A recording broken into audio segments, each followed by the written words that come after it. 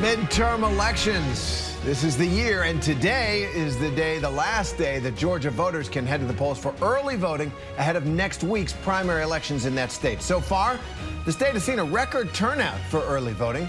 Former Senator David Perdue is taking on current Governor Brian Kemp for the Republican nomination for governor. If Governor Kemp wins, well, then he'll take on the likely Democratic nominee, Stacey Abrams, in a rematch of their epic 2018 race. My co-anchor Kira Phillips breaks it down for us with Georgia's Lieutenant Governor, Republican Geoff Duncan. Lieutenant Governor of Georgia, Geoff Duncan. Good to see you, Geoff. Great to be here.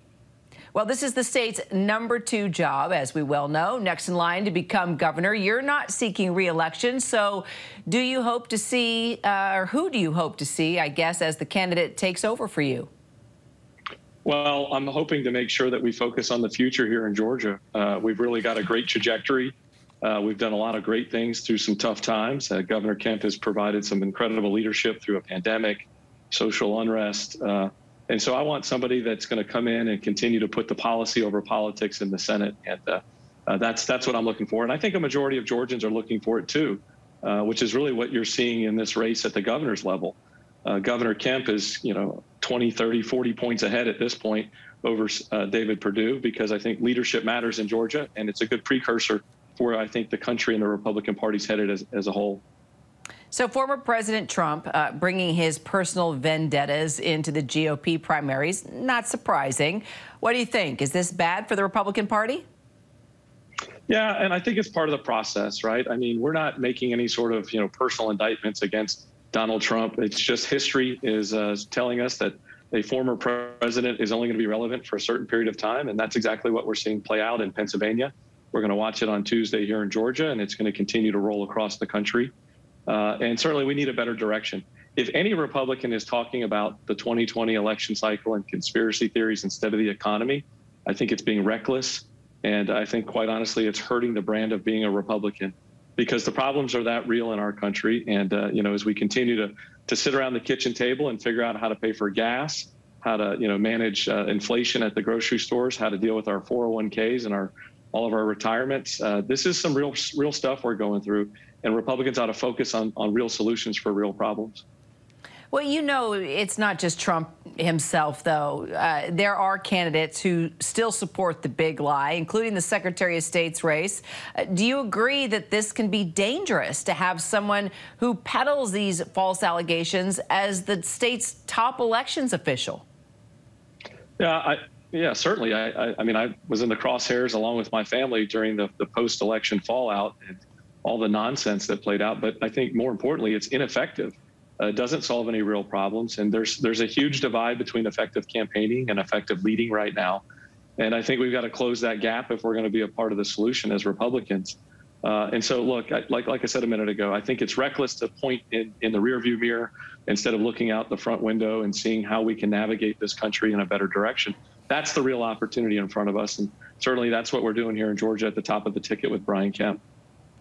Well, it appears that David Perdue is going to come up way short against Brian Kemp, as you know, who Trump, has rallied against for not supporting his rigged election lies. So what role will Trump's lies play in the race for governor, you think, in light of all this? Well, look, I think Brian Kemp's done a great job of ignoring the background noise. And quite honestly, David Perdue has not put up much of a fight because he doesn't have much of a record and certainly doesn't have anything on Brian Kemp as far as his leadership through a pandemic and all the other stuff that we've had to deal with.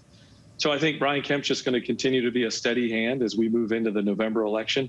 And make no mistake about it, Stacey Abrams is going to be a formidable opponent. But quite honestly, I think if we just continue to ask her the questions of what would you have done better during the pandemic? What would you have done better during whipsawing unemployment numbers as low as 10%? She's not going to have a better answer than Brian Kemp. And that's where I think we need to put our hand. And I think Georgia can be a good model for other states and also for the Republican Party as a whole. And certainly that would be a proud moment for us to use this moment that Georgia was in the crosshairs and be able to turn that into a tailwind. So in light of what you just said, right, Governor Kemp and then Democratic nominee Stacey Abrams, with all of this support, how significant do you think a rematch between the two frontrunners here would be?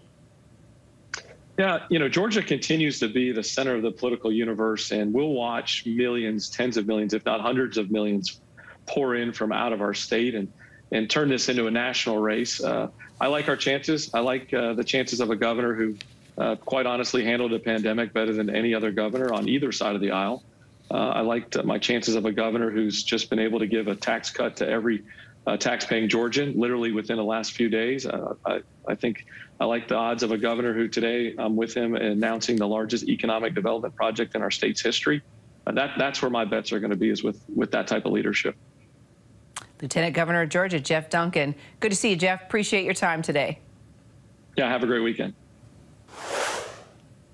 Well, thanks to Kira and the Lieutenant Governor of Georgia, Geoff Duncan. Hi, everyone. George Stephanopoulos here. Thanks for checking out the ABC News YouTube channel. If you'd like to get more videos, show highlights, and watch live event coverage, click on the right over here to subscribe to our channel. And don't forget to download the ABC News app for breaking news alerts. Thanks for watching.